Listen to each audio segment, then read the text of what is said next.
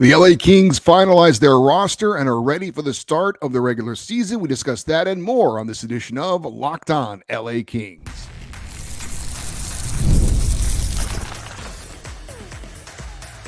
You are Locked On Kings, your daily podcast on the Los Angeles Kings, part of the Locked On Podcast Network, your team every day. Hey, Kings fans, welcome to Locked On LA Kings, part of the Locked On Podcast Network, your team every day. Thanks for making Locked On LA Kings your first listen every day. We are free and available wherever you get your podcasts. We'd love for you to leave us a positive comment on Apple Podcasts if you're a fan of the show. And we're on YouTube. Please like and subscribe if you're enjoying this content. I'm Eddie Garcia, your host of Locked On LA Kings.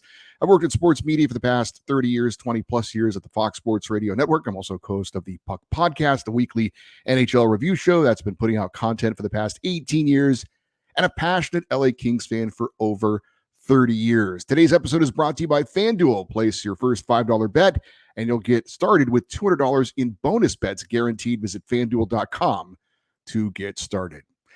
The countdown to the NHL season for the LA Kings continues. The season opener is October the 10th in Buffalo against the Sabres, 3 days away. The Kings home opener, well, we got to wait a little longer for that. October 24th against the San Jose Sharks, 17 days away. And the LA Kings have wrapped up their preseason schedule. They played a game over the weekend against the defending Stanley Cup champion Florida Panthers. We'll talk about that game coming up and what we learned about the LA Kings this preseason. But we start with the Kings finalizing their 23-man roster for the start of the season, which they were required to do by 5 p.m. Eastern time today. Now on Sunday, the Kings placed forwards Samuel Fagemo and Jack Studnicka, along with goaltender Phoenix Copley, on waivers.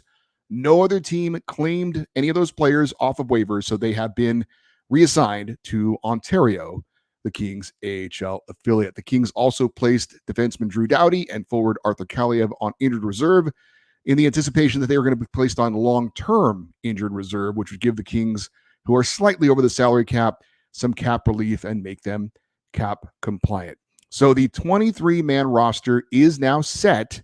The Kings are carrying 13 forwards. 12, of course, will be on the ice. There'll be one healthy scratch come game time. 8 defensemen. 6 will be on the ice. 2 healthy scratches on game day. And, of course, 2 goalies, a starter, and a backup. Now, the extra forward is someone that I thought was a dark horse to make the Kings roster when training camp in the preseason started. But the more I saw of him, the more I felt like he should be on the Kings opening night roster, and that is forward Andre Lee. For some background on Lee, for those of you that don't know, he's a former 7th-round pick of the Kings in 2019. He's a native of Karlstad, Sweden. He's 6'5", 210 pounds, played 3 years of college hockey at the University of Massachusetts Lowell, and then parts of 3 seasons with the Ontario Reign. He has yet to play in an NHL game. 105 games in the AHL. He's got 14 goals, 10 assists for 24 points. First off, kudos to Kings' longtime director of amateur scouting, Mark Yannetti, and his staff for finding another player late in the draft that looks to be an NHL contributor. 7th-round picks aren't supposed to make the NHL roster, so when they do, even if it's just a 4th-line role player, it's worthy of praise for the scouting staff. Now, the thing that stands out about Lee is, well, his height. He stands out because he's big. As I mentioned, he is 6'5", weighs about 120 pounds. And that is kind of part of what caught my eye for him this preseason. He's big. He's strong. He is physical. He will forecheck. He will hit. And if necessary, he'll drop the gloves, which he did this preseason. And he goes to the net. He knows what his role is, and he knows how to do it. And he's not without some skill. He's not just a straight-on plotter. He does have some moves. He can skate around a defender if he needs to, and he has some okay passing ability. So he's not necessarily a one-trick pony, although what he does well and why he's made the team is, again, because of what he can do. More without the puck, probably, than with the puck. But he's going to forecheck. He's going to hit. He's going to create turnovers.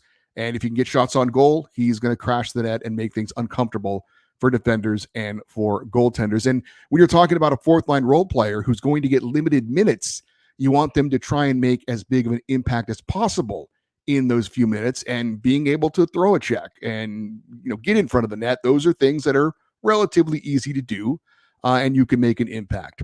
Now, as far as him being in the opening night lineup, we'll have to see about that.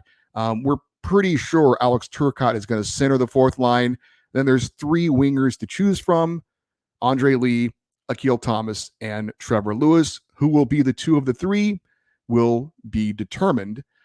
So we'll have to wait and see about that. But Andre Lee making the roster for the LA Kings, which I think is a positive thing. I'm glad to see it, and I'm excited to see what he can do at the NHL level and get his opportunity. Now, you may see some moves if you follow the Kings on social media or any of the reporters. Now, that he has been loaned, Andre Lee has been loaned to the Ontario Reign. Does not mean that he's not going to be on the opening night roster. These types of moves are made for salary cap implications. I'll be honest with you, I'm not completely versed in all of the doings as far as that goes, but when it's all said and done, expect him to be on the opening night roster on Thursday for the LA Kings. Whether he's in the lineup or not remains to be seen, but Andre Lee should be on the opening night roster. As for the Kings' two extra defensemen that they're carrying, I think this is likely an indication. I think this is likely the result of the Kings not having Drew Doughty. I think the injury to Drew made the Kings rethink that maybe carrying a couple of extra forwards, maybe one extra defenseman in because of Drew being out. I think they decided to carry the two extra defensemen instead. Now the Kings could possibly use that 11-7 setup that we saw at times last season. That's 11 forwards and 7 defensemen. Although it should be pointed out, the Kings didn't do that once during the preseason, so I don't think they're going to start the regular season with that, but it is an option, and you have an extra defenseman in that regard. And if that's something they're thinking about doing, that could be a reason why they're carrying 2 extra defensemen and just 1 extra forward. As far as the 2 extra D-men, they are Andreas Englund and Caleb Jones. Englund, you should already know about. He started all 82 games for the Kings last season, playing on the third pairing on the left side with Jordan Spence. He basically, you could say, lost his starting job with the acquisition of veteran defenseman Joel Edmondson in the offseason. Andreas Englund was kind of in the running to be the extra defenseman anyway. But obviously the injury to Drew Doughty has, I don't want to say helped, but has kind of assured him a roster spot for now. As for Caleb Jones, you may or may not know, he's probably best known for being the younger brother of established NHL defenseman Seth Jones of the Blackhawks and formerly of the Columbus Blue Jackets. Caleb Jones is a veteran of 242 career NHL games, so he does have NHL experience. In those games, he's scored 14 goals and added 55 points. Last season, he played 25 games for the Colorado Avalanche, didn't score a goal, he had 5 assists. He's a decent depth defenseman, nothing spectacular, but he does have NHL experience. He's a guy you can trust on the back end, playing on your third pairing. He's going to do his job, not going to contribute much otherwise, not overly physical, but he's an okay puck mover, an okay skater, and most importantly, will make the right decisions to get it out of his zone and do the fundamental things. I think it was his experience in the NHL that got him the nod over somebody like a Jacob Moverar, who does have some NHL experience as well, but Jones has been around the block a little bit longer, and apparently the Kings liked his game a little bit better than Jacob Moverar. As for the rest of the roster, no surprises. We basically knew who the Kings' top 9 forwards were going to be. I think we pretty much knew who the 6 defensemen were going to be. Obviously, that changed a bit with the injury to Drew Doughty, but still not a lot of drama there. I think the only real drama, if you even want to call it that, was who would be on the right side really to start the season. And then after the injury to Drew Doughty, would Brent Clark get the promotion? Would it be Jordan Spence? It looks like it's going to be Spence. So nothing really surprising as far as the Kings for their top 9 forwards and even all 6 of the defensive pairings. So how did the Kings fare in their final preseason game against the defending Stanley Cup champion Florida Panthers? That game took place over the weekend. We're going to talk about that and more here on Locked On LA Kings, your team every day. Hey, NHL fans and NFL fans, you can start the season with a big return on FanDuel, America's #1 sportsbook. So when you're watching the NFL, if you get a hunch in the middle of a game, you can check out the latest stats, view live play-by-play, and so much more on the same page where you place your bets. And of course, FanDuel is there for you to bet on Major League Baseball's postseason as well. The Dodgers and Padres are even at 1 game apiece in the National League Division Series. Game 3 coming up on Tuesday in San Diego. The Dodgers are actually underdogs in that game. They are getting a run and a half in that game. The over-under is 7.5. Dodgers are a plus 450 to win it all if you want to place a bet on the Dodgers if you're a Dodger fan. And by the way, if you're wondering, the Kings are a plus 2,300 to win the Stanley Cup. Join FanDuel, browse the latest betting odds of your favorite sports and teams, and go to the Sportsbook app to get in on the action. You can get started with $200 in bonus bets guaranteed when you place your first $5 bet. That is FanDuel.com.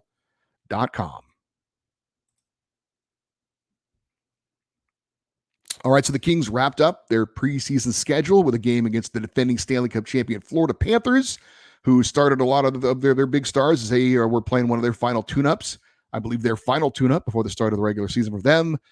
Stars like Alexander Barkov and Matthew Tkachuk were in the lineup, as was their number one goalie, Sergei Bobrovsky. As for the Kings starting lineup in this one, and again, a strong indication of what the starting lineup will be on Thursday in Buffalo against the Sabres. But Andrei Kopitar on the top line with Adrian Kempe and Alex Laferriere.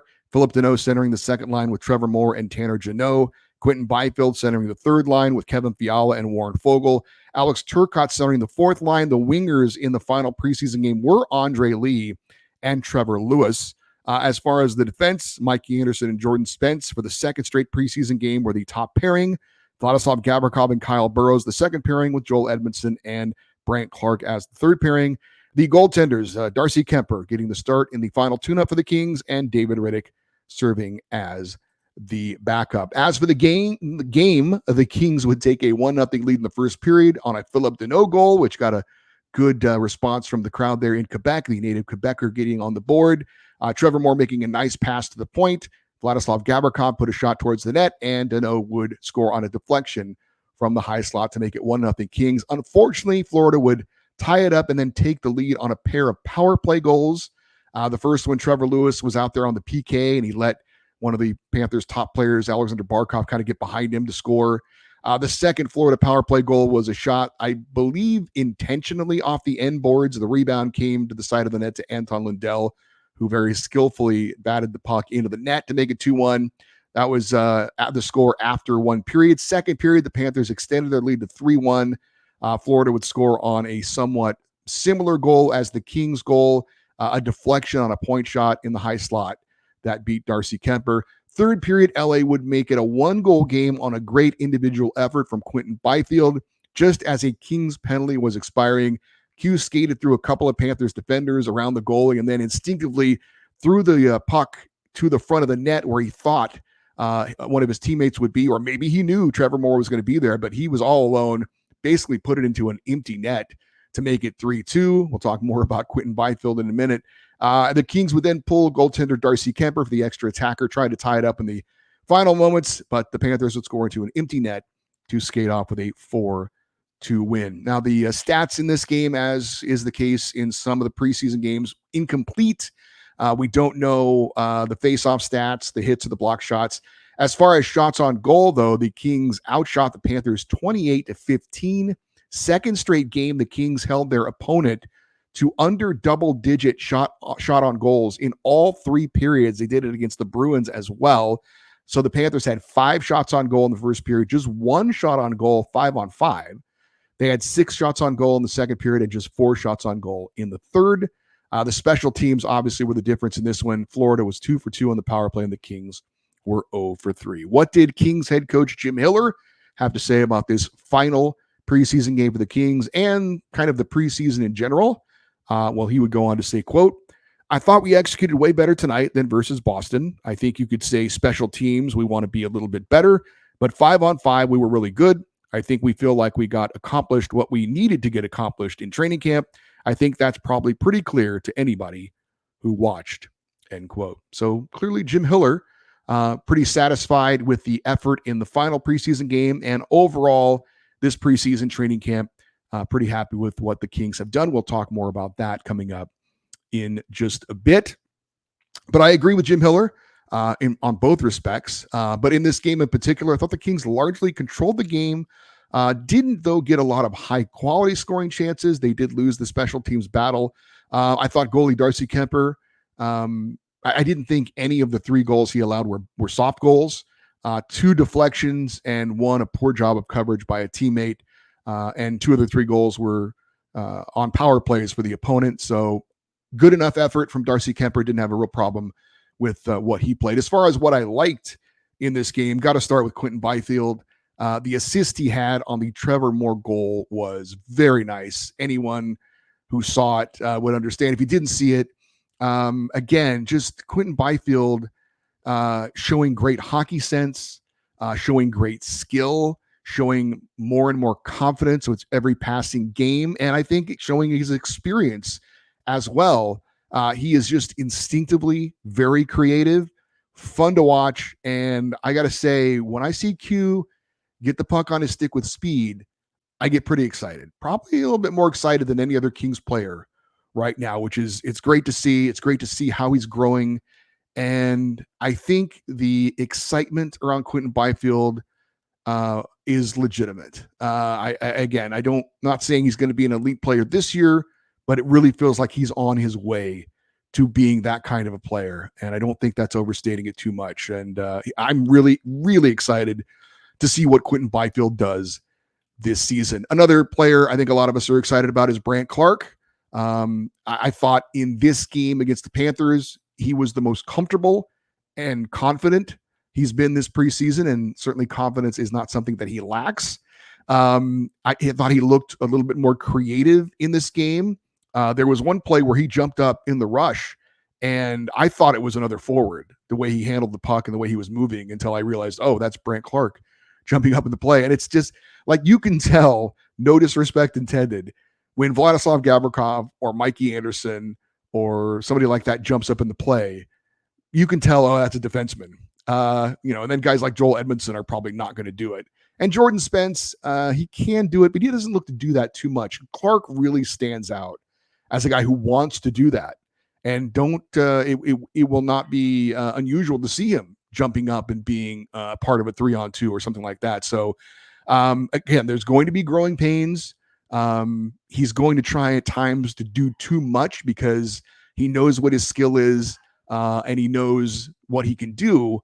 But it is going to still take time for him to figure out when he can and when he can't, and when it's time to be safe and when it's time to be aggressive. And that only comes with experience. So still excited to see how he's progressing as well. I will say for this game in particular, I thought it was a pretty quiet game for 2 Kings players that cannot be quiet often for the Kings to have success. And that's 2 of their top most skilled forwards, and Adrian Kempe and Kevin Fiala. They were not really a factor in this game, and they need to be a factor more often than not for the Kings to be successful. And they usually are, but I thought this game in particular, they were both not real noticeable in this game. But overall, as far as the Kings preseason, what did we think about it? And also got a rain report for you as well, the Kings AHL affiliate. We'll talk about that next here on Locked On LA Kings, your team every day. Hey, no matter how the last game went, anytime you take the field, you've got a shot at greatness. Give your team the best shot at winning by recruiting more MVPs with Indeed, because Indeed is the hiring partner where you can attract, interview, and hire all in one place. And Indeed is the only job site where you are guaranteed to find quality applications that meet your must-have requirements, or else you don't pay. Indeed partners you with every step of the hiring process. Find great talent through time-saving tools like Indeed Instant Match, assessments, and virtual interviews. You only pay for the quality applications that meet your must-have requirements. So start hiring right now with a $75 sponsored job credit to upgrade your job post at Indeed.com/locked-on. Offer valid only for a limited time. Go to Indeed.com/locked-on and claim your $75 credit, coming up soon.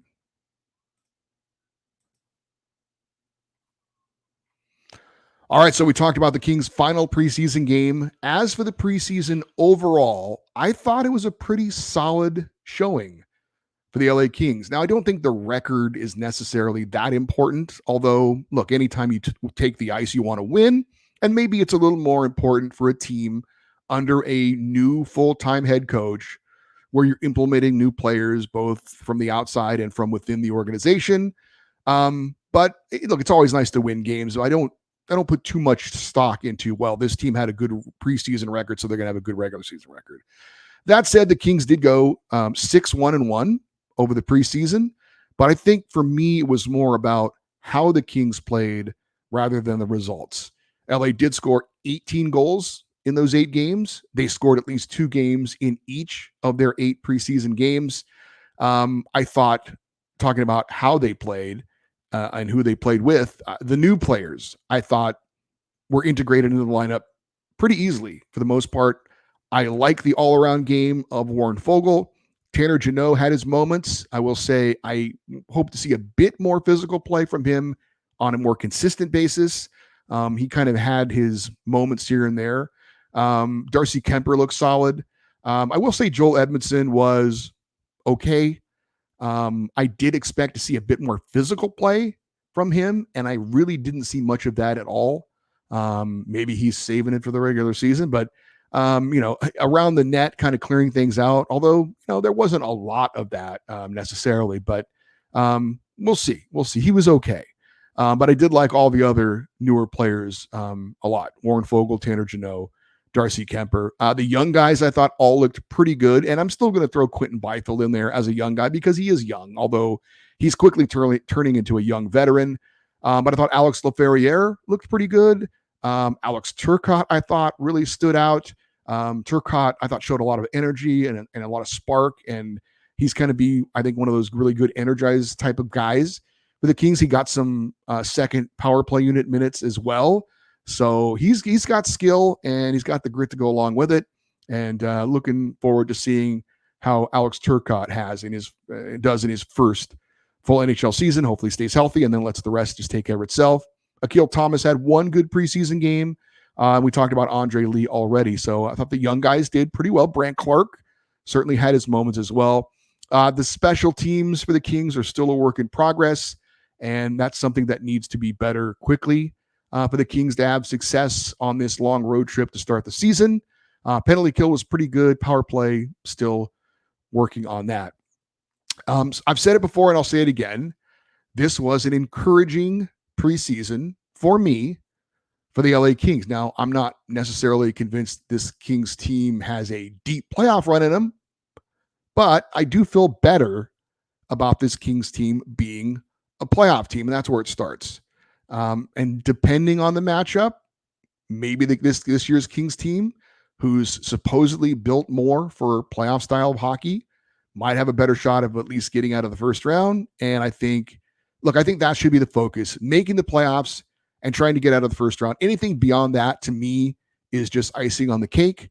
But I went into this training camp preseason feeling like the Kings might be a bubble team. Like if they didn't make the playoffs, I wouldn't be shocked, but I thought they'd be a playoff team. But now I'm kind of expecting it, to be honest with you. I think the Kings are a playoff team. And hopefully by the end of the season, Drew Doughty comes back healthy. They stay relatively injury-free the rest of the way, and they can just go from there. But I'm feeling pretty optimistic about the start of the regular season. It's going to be a challenge with that big road trip, but I'm feeling okay about how things are going on. So we talked about the Kings 23-man roster. I did want to briefly comment on one player that didn't make the roster, and that's forward Samuel Fagemo. And I'll admit, I kind of fell into the trap of being excited about his season in the AHL last year. And look, the numbers are what they are. 43 goals in 50 games gets your attention. That said, I have heard others say this, and I'm starting to be a bit more convinced of this. And I understand that he only played a couple of preseason games, and maybe it's not fair because it's a small sample size, but it's the only thing we can go on. It's all we've had to see. We saw it with Andre Lee. He made an impression. He makes the team. And Samuel Fagemo just didn't. And he seems like a guy, and I've heard this from others, that he can score in the AHL, but it doesn't translate. His game just doesn't translate to the NHL. And we've seen this before. A guy like I know was mentioned in our Kings Roundtable show we had. Is he another Martin Frk type of a guy who's a fringe NHL player, but he's a good AHL player? And I know when I first took over doing this show, And I started to get familiar with the AHL more because I knew that the Ontario Reign, I needed to know about them, know about the Kings players in their system, and what role they could have with the Kings in the near future. And I was stunned when I found out the leading goal scorer a couple years ago in the AHL was a former LA King named Andy Andrioff. Now, you may or may not remember him. He didn't have a memorable Kings career, but he played a few seasons for the Kings, fourth line guy, and he just never did much in the NHL. And he had a big year in the AHL, and he was in the Flyers organization at the time. And after his career year, he had 37 goals to lead the league. The next year, he was playing in Russia. And the Flyers are a team that's rebuilding, and you think they could use, talent. But again, his game, he was a good AHL player, but his game he just didn't have the skills to be an NHL player. And it's a big jump. And look, I wish Samuel Fagemo all the best. He's still a part of the organization. Maybe he'll have a future with the Kings at some point. He's got a decent shot, but he just doesn't do anything else other than score. And you can scoring's pretty important. And it is. But when you're a fourth line guy and you're not going to get the minutes and you're not going to get the shots, a guy like Andre Lee just makes a lot more sense. And he showed more in the preseason. And so, unfortunately for Samuel Fagemo, back in the AHL, we'll see where it goes from here. But I was optimistic about him. I was kind of high on him. Thought he could be a guy that could provide something for the Kings, but haven't really seen it this preseason, and we'll see how it goes for him in the future. Speaking of the Ontario Reign, we do have a Reign report. In their only preseason game, the Reign did score 3 times in the second period. Francesco Pinelli, who also had an assist in this game, netted the game winner with less than 5 minutes to play in a 5-4 Reign victory over the San Diego Gulls this weekend. Tate Singleton led the Reign with 2 goals and an assist. Luke Rowe had a goal and assist, and goalie Eric Portillo stopped 27 of 31 shots on goal to pick up the victory. So the Reign open up the regular season at home Saturday, October 12th against the San Jose Barracuda, and we will keep track on the Reign and give you various Reign reports throughout the season as well to keep track of what's going on with the Kings AHL affiliate. And one Kings-related, Reign-related note to pass along. The Kings did announce that they have sent forward Cohen Ziemer back to his junior team. So he's heading back to Prince George in the Western Hockey League. The 19-year-old Cohen Ziemer, a third-round pick of the Kings in 2023. So hopefully he can have a strong year in the AHL, stay injury-free. I know he had some injury issues last year. And maybe if he has a strong year, we'll see him with the Ontario Reign next season. All right, for you everydayers, those of you that listen and watch Locked On LA Kings every day, Russell Morgan from Hockey Royalty, friend of the show, is scheduled to be our guest on tomorrow's show, talk about the Kings' final roster and more. Wednesday, we will have a preview of the Kings' season opener against the Buffalo Sabres. Thursday, because it is an early 4 p.m. Pacific time start time in the season opener in Buffalo, we will have a post-game recap show on Thursday night of the Kings season opener against the Buffalo Sabres. And then on Friday, we'll have our typical Kings fan feedback show. Hope you will join us all week. Hope this will be the start of you joining us 5 days a week, all season long, covering the LA Kings. If you want to send an email for our fan feedback show or for anything else, the email address is lockedoneddie@gmail.com, EDDIE. And you're always welcome to post your thoughts if you're watching on YouTube in the comments section. We appreciate that.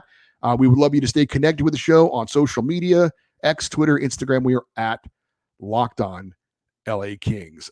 I'm Eddie Garcia. Thank you, as always, for listening and watching this episode of Locked On LA Kings, part of the Locked On Podcast Network, your team every day. Have a great rest of your day. We will talk to you on Tuesday. And as always, go Kings, go.